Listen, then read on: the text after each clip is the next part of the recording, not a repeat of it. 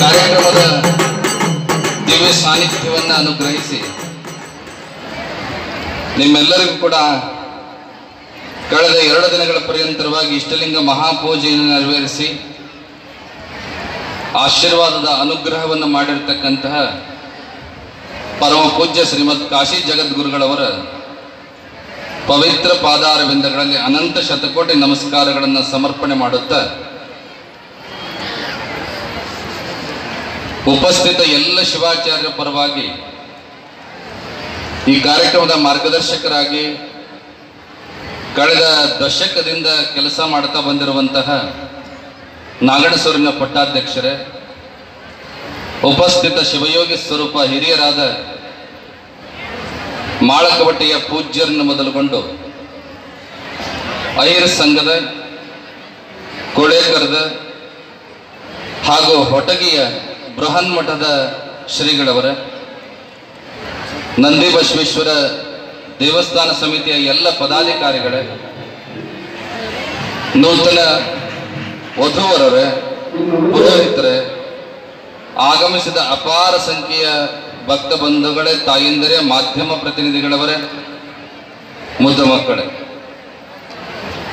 ಸೇರಿದಂತೆ ನಿಮ್ಮೆಲ್ಲರಿಗೂ ಜಗದ್ಗುರು ರೇಣುಕಾದಿ ಪಂಚಾಚಾರ್ಯರು, ಉಜ್ಜಯಿನಿ ಮಹಾಪೀಠದ ಕ್ಷೇತ್ರನಾಥ ಜಗದ್ಗುರು ಮರುಳಸಿದ್ಧರು, ಜಗನ್ಮಾತೆ ಗೌರಿದೇವಿ, ನಿಮ್ಮೆಲ್ಲರ ಆರಾಧ್ಯ ದೈವ ನಂದಿ ಬಸವೇಶ್ವರನ ಆಶೀರ್ವಾದ ಅನುಗ್ರಹ ಸದಾಕಾಲ ಇರಲಿ ಅನ್ನುವಂತಹ ಅನಂತ ಸನ್ಮಂಗಲಗಳನ್ನು ಉಭಯ ಜಗದ್ಗುರು ಮಹಾಸನ್ನಿಧಿಯವರು ಆಶೀರ್ವಾದ ಮಾಡತಕ್ಕಂಥವರಾಗಿದ್ದಾರೆ. ಈ ನಾಡು ಸಮೃದ್ಧವಾಗಲಿ, ಸುಭಿಕ್ಷವಾಗಲಿ, ಒಳ್ಳೆಯ ಮಳೆಯಾಗಲಿ, ಒಳ್ಳೆಯ ಬೆಳೆಯಾಗಲಿ, ಬೆಳೆಗೆ ತಕ್ಕ ಮಾರುಕಟ್ಟೆ ಮೌಲ್ಯ ದೊರೆತು ಈ ದೇಶದ ಬೆನ್ನೆಲುಬು ಅನಿಸಿಕೊಂಡಂತಹ ಅನ್ನದಾತ ರೈತನ ಬದುಕು ಉತ್ತಮಗೊಳ್ಳಲಿ, ಎಲ್ಲರ ವ್ಯವಹಾರ, ವ್ಯಾಪಾರ, ಉದ್ಯೋಗಗಳು ಅಭಿವೃದ್ಧಿಯಾಗಲಿ, ವಧುವರರ ಕಲ್ಯಾಣವಾಗಲಿ, ವಿದ್ಯಾರ್ಥಿಗಳ ಭವಿಷ್ಯ ಉಜ್ವಲವಾಗಲಿ, ಸಂತಾನ ಅಪೇಕ್ಷಿ ದಂಪತಿಗಳಿಗೆ ದೇಶಭಕ್ತ, ವಿದ್ಯಾ ವಿನಯ ಸಂಸ್ಕಾರವಂತ ಧರ್ಮನಿಷ್ಠ ಮಕ್ಕಳು ಹುಟ್ಟುವಂತಾಗಲಿ, ಗ್ರಾಮದ, ಪಟ್ಟಣದ, ರಾಜ್ಯದ, ದೇಶದ ಎಲ್ಲ ಜನರು ನಾವಿಂಥ ಜಾತಿಯವರು, ಜನಾಂಗದವರು, ಧರ್ಮದವರು ಅನ್ನೋದಕ್ಕಿಂತ ಬದಲಾಗಿ ನಾವೆಲ್ಲರೂ ಈ ದೇಶದ ಸತ್ಪ್ರಜೆಗಳು, ಭಾರತ ಮಾತೆಯ ಮಕ್ಕಳು, ನಾವೆಲ್ಲರೂ ಭಾರತೀಯರು ಅನ್ನುವಂಥ ಸಮನ್ವಯ ಭಾವ ಎಲ್ಲರಲ್ಲೂ ಒಡಮೂಡುವಂತ ಆಗಲಿ ಅನ್ನುವಂತಹ ಅನಂತ ಸನ್ಮಂಗಲಗಳನ್ನು ಮತ್ತೊಮ್ಮೆ ಮಗದೊಮ್ಮೆ ನಿಮ್ಮೆಲ್ಲರಿಗೂ ಕೂಡ ಆಶೀರ್ವಾದ ಮಾಡತಕ್ಕಂಥವರಾಗಿದ್ದೇವೆ.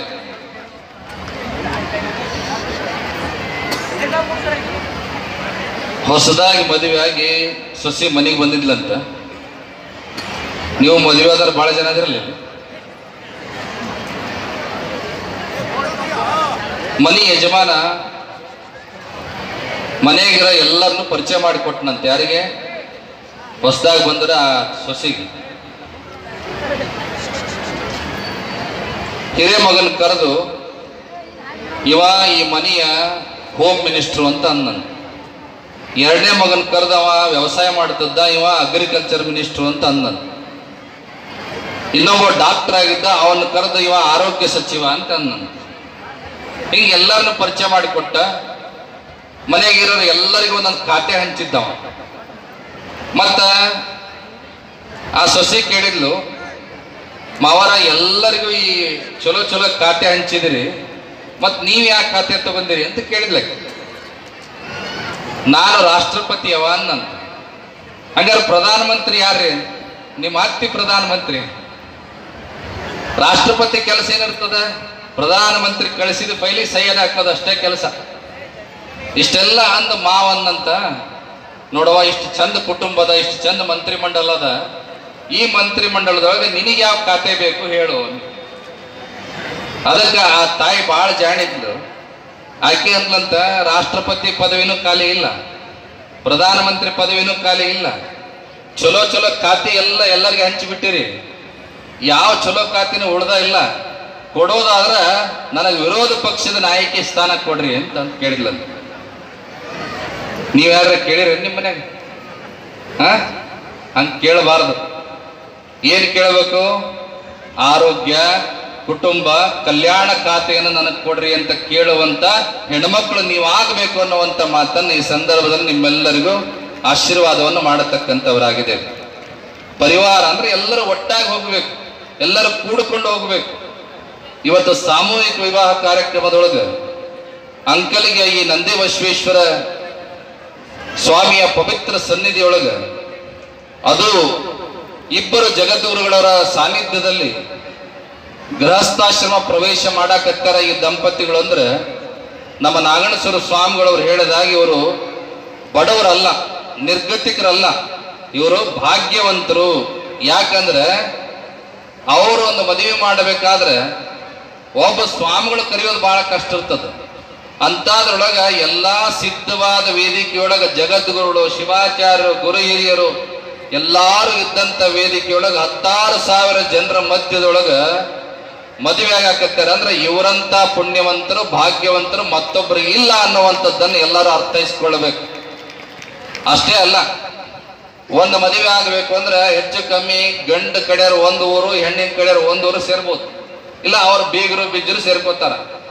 ಇಲ್ಲೊಂದು 10 ಮದುವೆನ 12 ಮದುವೆ ಆಗ್ಯಾವ, 12 ಮದುವೆ ಆಗ್ಯಾವ, 14 11 ಮದುವೆ ಆಗ್ಯಾವ. 11 ಮದುವೆ ಅಂದ್ರೆ 11 22 ಊರವರು.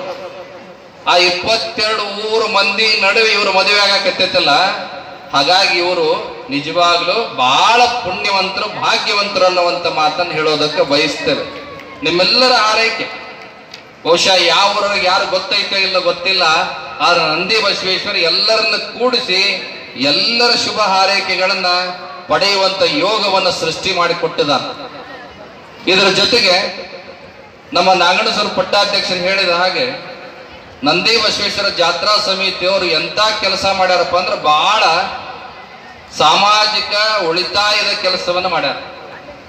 ಯಾಕಂದ್ರೆ ಒಂದು ಅತ್ಯಂತ ಕಡಿಮೆ ಬಡವರು ಒಂದು ಮದುವೆ ಮಾಡಬೇಕಪ್ಪ ಇವತ್ತಿನ ಕಾಲಕ್ಕೆ ಅಂದ್ರೆ ಒಂದು 3 ರಿಂದ 5 ಲಕ್ಷ ರೂಪಾಯಿ ಬೇಕು. ಇವತ್ತಿಲ್ಲಿ 11 ಜೋಡಿ ಮದುವೆ ಆಗ್ಯಾವ ಅಂದ್ರೆ 5 ಲಕ್ಷ ರೂಪಾಯಿ ಹಿಡಿದ್ರೆ 55 ಲಕ್ಷ ರೂಪಾಯಿಗಳನ್ನ ಭಾರತದ ರಾಷ್ಟ್ರೀಯ ಸಂಪತ್ತನ್ನ ಉಳಿಸಿದಂತ ಕೀರ್ತಿ ಯಾರಿಗೆ ಸಲ್ತದಂದ್ರ ಅಂಕಲಿಗೆಯ ನಂದಿ ಬಸವೇಶ್ವರ ದೇವಸ್ಥಾನ ಸಮಿತಿಯ ಸದ್ಭಕ್ತರಿಗೆ ಅದು ಸಲ್ತದ ಅನ್ನುವಂತ ಮಾತನ್ನ ನೀವೆಲ್ಲರೂ ಜೋರಾಗಿ ಚಪ್ಪಾಳೆ ತಟ್ಟಿ ಅವ್ರು ಮಾಡತಕ್ಕಂಥ ಕೆಲಸಕ್ಕೆ ಪ್ರೋತ್ಸಾಹವನ್ನು ನೀಡಬೇಕು ಅನ್ನುವಂತ ಮಾತನ್ನು ಈ ಸಂದರ್ಭದಲ್ಲಿ ಅಪ್ಪಣೆಯನ್ನು ಕೊಡಿಸ್ತಕ್ಕಂಥವರಾಗಿದೆ. ವಿಶೇಷವಾಗಿ ಒಂದು ಮದುವೆ ಅಂತ ಕೇಳಿದ್ರೆ ಅದೊಂದು ಸಂಸ್ಕಾರ. ಜನನದಿಂದ ಮರಣದವರೆಗೆ ಅನೇಕ ಸಂಸ್ಕಾರಗಳನ್ನು ನಾವು ನೋಡ್ತೇವೆ. ಅದರಲ್ಲೂ ವಿಶೇಷವಾಗಿ ಭಾರತೀಯ ಸನಾತನ ಪರಂಪರೆಯಲ್ಲಿ ಬ್ರಹ್ಮಚರ್ಯ, ಗೃಹಸ್ಥ, ವಾನಪ್ರಸ್ಥ, ಸನ್ಯಾಸ ಅನ್ನುವಂಥ 4 ಆಶ್ರಮ ವ್ಯವಸ್ಥೆಗಳದಾವ. ಬ್ರಹ್ಮಚರ್ಯ ಆಶ್ರಮದಲ್ಲಿ ಯೋಗ್ಯ ತಂದೆ ತಾಯಿಗಳ ಆಶೀರ್ವಾದ ಬಲದಿಂದ ಮನುಷ್ಯ ಜನ್ಮ ಪ್ರಾಪ್ತ ಆದ ಮೇಲೆ ಉತ್ತಮವಾದ ಶಿಕ್ಷಣವನ್ನ, ಒಳ್ಳೆಯ ಸಂಸ್ಕಾರವನ್ನು ಪಡೆಯಬೇಕು. ಎಂಥ ಶಿಕ್ಷಣವನ್ನು ಪಡೆಯಬೇಕು ಅಂದ್ರೆ ಅದು ಲೌಕಿಕವಾಗಿಯೂ ಪಾರಮಾರ್ಥಿಕವಾಗಿಯೂ ಕೂಡ ಆತನನ್ನ ಅತ್ಯಂತ ಶ್ರೇಷ್ಠ ಮಟ್ಟಕ್ಕೆ ಕೊಂಡೊಯ್ಯುವಂತ ಶಿಕ್ಷಣವನ್ನು ಪಡೆಯಬೇಕು. ವಿದ್ಯಾ ದದಾತಿ ವಿನಯಂ ವಿನಯಾದ್ಯಾತಿ ಪಾತ್ರತಾಂ ಪಾತ್ರತ್ವಾ ಧನಮಾಪ್ನೋತಿ ಧನಾಧರ್ಮ ತತಸ್ಸುಖ ಅನ್ನುವಂಥ ಮಾತು ಬರ್ತದೆ. ಮನುಷ್ಯನಿಗೆ ಸುಖ ಸಿಗಬೇಕಾದ್ರೆ, ನೆಮ್ಮದಿ ಸಿಗಬೇಕಾದ್ರೆ, ಜೀವನ ಒಂದು ಹಂತಕ್ಕೆ ತಲುಪಬೇಕಾದ್ರೆ ವಿದ್ಯೆ ಬೇಕು. ಎಂಥ ವಿದ್ಯೆ ಬೇಕು ಅಂತ ಹೇಳಿದ್ರೆ ಆ ಶಾಸ್ತ್ರಕಾರ ಹೇಳ್ತಾನೆ, ವಿನಯ ಸಹಿತವಾದ ವಿದ್ಯೆ ಬೇಕು. ತುಂಬಿದ ಕೂಡ ತುಳ್ಕೋದಿಲ್ಲ ಅನ್ನುವಂಥ ಮಾತು ಕೇಳಿರಲಿಲ್ಲ. ಆಗ ಪರಿಪೂರ್ಣವಾದ ವಿದ್ಯೆಯನ್ನು ಗಳಿಸಬೇಕು, ದೀಡ್ ಪಂಡಿತ ಆಗಬಾರ್ದು. ವಿದ್ಯೆ ವಿನಯ ಸಂಪನ್ನ ಆದ ಅಂತ ಕೇಳಿದ್ರೆ 4 ಕಡೆಯಿಂದ ಹುದ್ದೆ, ಕೆಲಸ ಸಿಗ್ತದ, ಸಂಬಳ ಸಿಗ್ತದ, ಒಳ್ಳೆಯ ಕನ್ಯೆಯನ್ನು ಕೊಡ್ತಾರೆ, ಮದುವೆ ಆಗ್ತದ, ಸಂಸಾರ ಸಾಕ್ತದ, ಮಕ್ಕಳಾಗ್ತವ. ಇದೆಲ್ಲ ಯಾವುದರ ಕಾರಣಕ್ಕಾಗಿ ಅಂದ್ರೆ ಆತ ಕಷ್ಟಪಟ್ಟು ಪರಿಶ್ರಮದಿಂದ ಗಳಿಸಿದ ವಿದ್ಯೆ ಆತನಿಗೆ ತುಂಬು ಜೀವನವನ್ನು ಕೊಡ್ತದೆ ಅನ್ನುವಂಥದ್ದನ್ನು ಮರೆಯಬಾರದು. ಹಾಗೆ ವಿದ್ಯಾಸಂಪನ್ನನಾಗಿ ಆತ ಬ್ರಹ್ಮಚರ್ಯ ಆಶ್ರಮದ ಕೊನೆಗೆ ಯಾವ ರೀತಿಯಾಗಿ ತಾನು ಗಳಿಸ್ಕೊಳ್ಬೇಕಪ್ಪ ಅಂದ್ರೆ ಆರ್ಥಿಕವಾದ ಸ್ವಾವಲಂಬನೆಯನ್ನ, ಸಾಮಾಜಿಕವಾದ ಸ್ವಾವಲಂಬನೆಯನ್ನ, ಶೈಕ್ಷಣಿಕವಾಗಿರ್ತಕ್ಕಂಥ ಸ್ವಾವಲಂಬನೆಯನ್ನು ಗಳಿಸಿಕೊಂಡು ಒಂದು ಗೃಹಸ್ಥಾಶ್ರಮ ಪ್ರವೇಶವನ್ನ ಮಾಡತಕ್ಕಂಥ ಸಿದ್ಧತೆಗೆ ಹೋಗ್ಬೇಕಾಗ್ತದೆ. ಅವಾಗ ಗುರು ಹಿರಿಯರು ಒಂದು ಯೋಗ್ಯ ಕನ್ಯೆಯನ್ನು ನಿಶ್ಚಯ ಮಾಡಿ ಮದುವೆ ಅನ್ನತಕ್ಕಂಥ ಸಂಸ್ಕಾರವನ್ನು ಮಾಡ್ತಾರೆ. ಅದೇ ವಿವಾಹ ಬಂಧನ ಅಂತ ಕರಿತೀವಿ. ಸಾಮಾನ್ಯವಾಗಿ ನಾವು ಒಂದು ಮಾತು ಹೇಳ್ತಿರ್ತೀವಿ, ಏನಪ್ಪಾ ಅಂತ ಕೇಳಿದ್ರೆ ಕೆಲವು ಗಂಡು ಮಕ್ಕಳಿಗೆ ಅದು ನೋವಾಗ್ತಿರ್ತದ. ಮದುವೆ ಆದ್ಮೇಲೆ ಗಂಡಸು ಗಂಡ ಆಗ್ತಾನೆ, ಹೌದಲ್ಲ, ಗಂಡ ಆಗ್ತಾನೆ. ಆದ್ರೆ ಮದುವೆ ಆದ್ಮೇಲೆ ಗಂಡ ಆಗೋದು ಬೇರೆ, ಎರಡು ಅರ್ಥದಲ್ಲಿ ಗಂಡ ಆಗ್ಬೇಕಂತ. ಹೇಗಪ್ಪ ಅಂತ ಕೇಳಿದ್ರೆ, ಮದುವೆ ಆಗುವಂತ ಸಂದರ್ಭದೊಳಗೆ ಅಪ್ಪ ಮಾಡಿದ ಆಸ್ತಿಯೊಳಗೋ ಅಜ್ಜ ಮಾಡಿದ ಆಸ್ತಿಯೊಳಗೋ ಮದುವೆ ಆಗೋದು ದೊಡ್ಡದಲ್ಲ. ಯಾವ ಸಂದರ್ಭದಲ್ಲಿ ಮದುವೆ ಆಗಬೇಕಪ್ಪ ಅಂದ್ರೆ, ತಾನು ಓದಿ ತನ್ನ ಕಾಲ ಮೇಲೆ ನಿಂತ್ಕೊಂಡು ತಾನು ದುಡಿಯುವಂತ ಸ್ಥಿತಿಯನ್ನು ಸಂಪಾದನೆ ಮಾಡಿಕೊಂಡು, ಜೊತೆಗೆ ತಂದೆ ತಾಯಿಗಳನ್ನು ಸಂಪಾದಿಸಿ ಬರುವಂತ, ತನ್ನನ್ನು ನಂಬಿ ಬರುವಂತ ಧರ್ಮಪತ್ನಿಯನ್ನು ಕೂಡ ಸಾಕುವಂತ ಸಾಮರ್ಥ್ಯ ಬಂದಾಗ ಆ ವ್ಯಕ್ತಿ ಮದುವೆ ಆಗಬೇಕು. ಅದು ನಿಜವಾದ ಗಂಡಸಿನ ಲಕ್ಷಣ ಅನ್ನುವಂಥದ್ದನ್ನ ಎಲ್ಲರೂ ಕೂಡ ನೆನಪಿನಲ್ಲಿ ಇಟ್ಕೋಬೇಕು. ಅಂದ್ರೆ ಸ್ವಾಭಿಮಾನದ ಬದುಕನ್ನು ಕಟ್ಕೋಬೇಕು. ಒಂದು ನಯಾ ಪೈಸೆಯನ್ನು ತಂದೆಯಿಂದ ಅಥವಾ ತನ್ನ ವಂಶದಿಂದ ಪಡೆಯದೆ ತಾನು ಮದುವೆ ಆಗ್ತಾ ಇದ್ದೀನಿ ಅನ್ನುವಂಥ ಸಂಕಲ್ಪ ಯಾರು ಮಾಡ್ತಾರಲ್ಲ, ಅದು ನಿಜವಾದ ಗೃಹಸ್ಥಾಶ್ರಮ ಅನ್ನುವಂಥದ್ದು. ಇನ್ನು ಎರಡನೇದು, ಶಾಸ್ತ್ರದಲ್ಲಿ ದಾನ ಅಂತ ಯಾವುದಕ್ಕೆ ಕರೀತಾರೆ? ನೀವಂತೀರಿ, ನೀವು ಯಾವ್ದಕ್ಕೆ ಅಂತೀರಿ ದಾನ ಅಂತ? ಅನ್ನದಾನಕ್ಕೆ ಅಂತೀರಿ, ವಿದ್ಯಾದಾನಕ್ಕೆ ಅಂತೀರಿ, ನೇತ್ರದಾನಕ್ಕೆ ಹೇಳ್ತೀರಿ, ರಕ್ತದಾನಕ್ಕೆ ಹೇಳ್ತೀರಿ. ಇದೆಲ್ಲದರ ಜೊತೆಗೆ ಬಹಳ ದೊಡ್ಡ ದಾನ ಯಾವುದು? ಇಷ್ಟಮಟ್ಟ ಸಮಾಧಾನದಿಂದ ಕುಂತಿರಲ್ಲ, ಅದು ದೊಡ್ಡ ದಾನನೇ. ಆದ್ರೆ ಶಾಸ್ತ್ರದೊಳಗ ದಾನ ಅಂತ ಯಾವುದಕ್ಕೆ ಕರೀತಾರೆ ಅಂದ್ರೆ, ಅತ್ಯಂತ ಶ್ರೇಷ್ಠ ದಾನ ಕನ್ಯಾದಾನ. ಕನ್ಯಾದಾನವೇ ಅತ್ಯಂತ ಶ್ರೇಷ್ಠವಾದ ದಾನ. ನೋಡಿ, 18 ವರ್ಷ ತಾನು ಬೆಳೆದ, ಹುಟ್ಟಿದ, ಹೊತ್ತ, ಹೆತ್ತವರನ್ನ, ಆ ಪರಿಸರವನ್ನ ತೊರೆದು ತನ್ನ ಮನೆಯನ್ನ ತ್ಯಾಗ ಮಾಡಿ ಮತ್ತೊಂದು ಮನೆಯನ್ನು ನನ್ನ ಮನೆ ಅಂತೇಳಿ ಪ್ರೀತಿಸುವಂತ ಗುಣ ಬಹುಶಃ ಯಾರಿಗಾದ್ರೂ ಬರೋದಾದ್ರೆ ಒಂದು ಹೆಣ್ಣಿಗೆ, ಒಂದು ತಾಯಿಗೆ ಬರೋದಕ್ಕೆ ಸಾಧ್ಯ. ಮತ್ತಾರಿಗೂ ಕೂಡ ಆ ಮಮತೆ ಪ್ರೀತಿ ಬರೋದಕ್ಕೆ ಸಾಧ್ಯ ಇಲ್ಲ.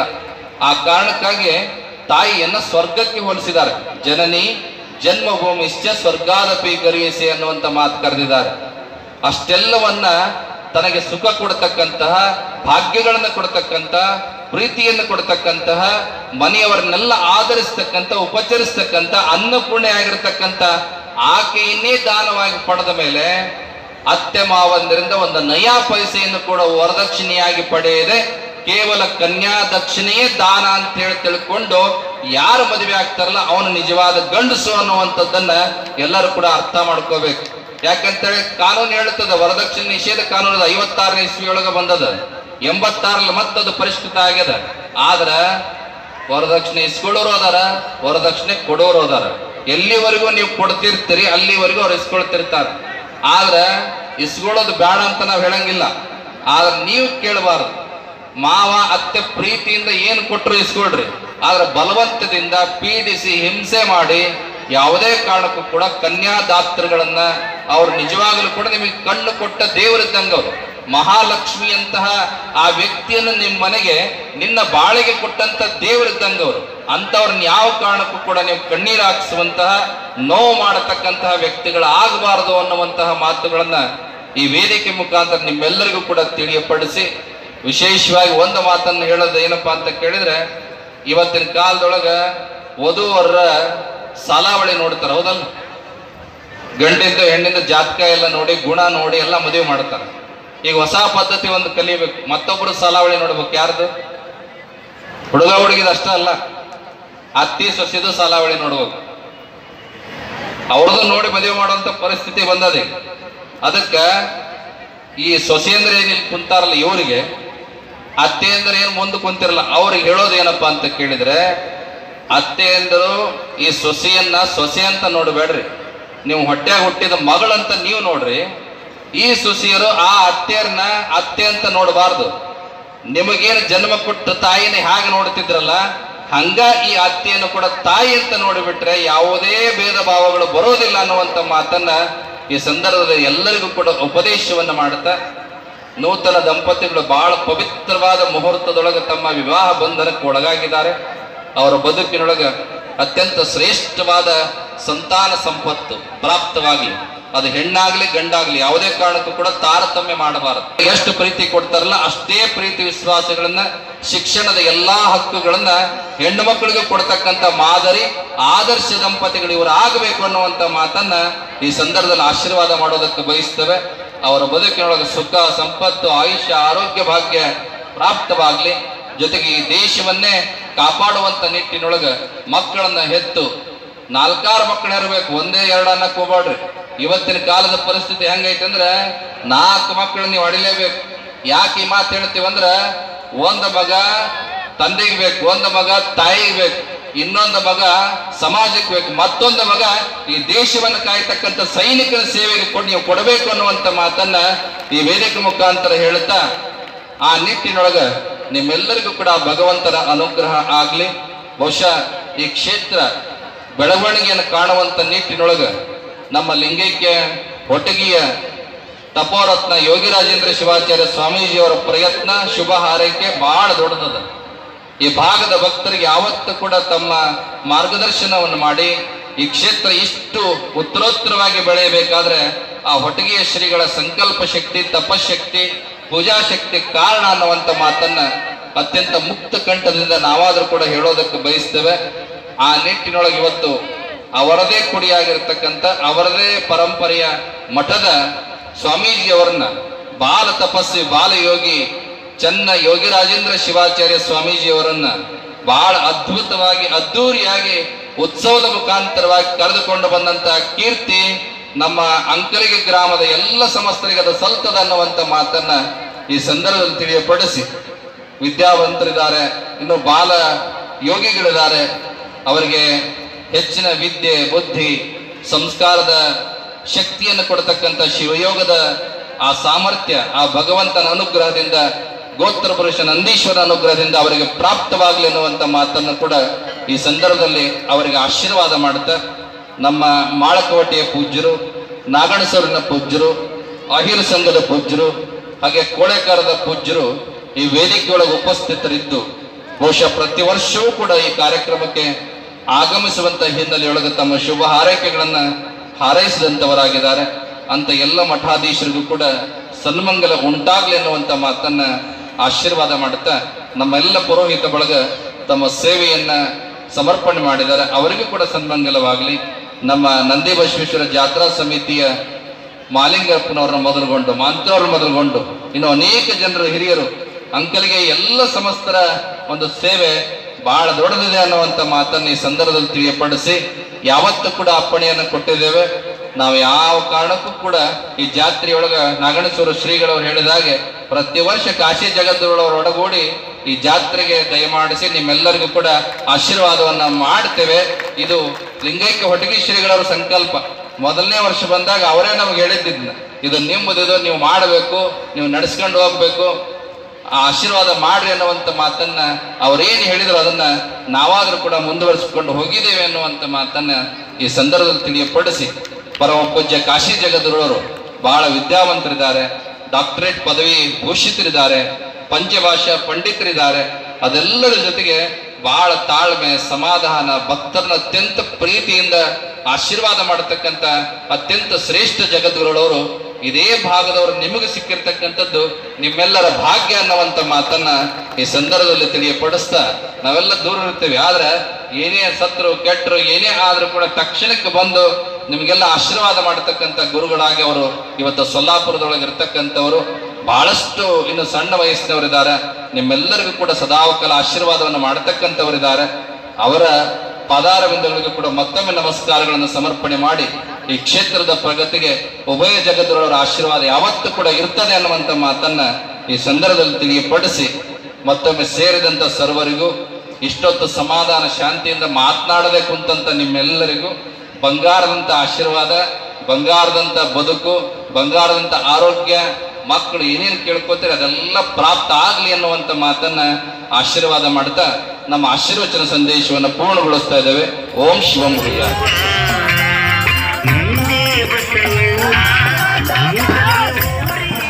व्हिडिओ पाहण्यासाठी AK20 न्यूजला सबस्क्राईब करा, बेल आयकॉनला क्लिक करा, लाईक करा, शेअर करा. धन्यवाद.